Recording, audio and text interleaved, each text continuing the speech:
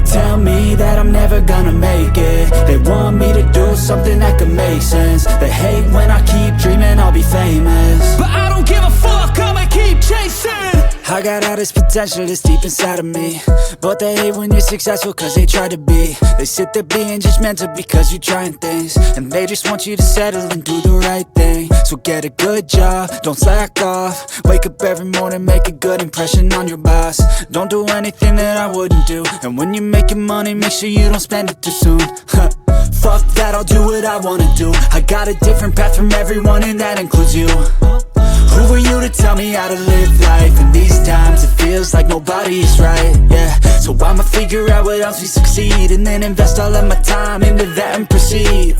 I need whatever the hell could make me happy, and I don't think you have a clue what could that be. They tell me that I'm never gonna make it. They want me to do something that could make sense. They hate when I keep dreaming I'll be famous, but I don't give a fuck, I'ma keep chasing. They tell me that I'm never gonna make it. They want me to do something that can make sense. They hate when I keep dreaming I'll be famous, but I don't give a fuck, I'ma keep chasing. I think this life could be special if I get rid of the devils. They think that I am a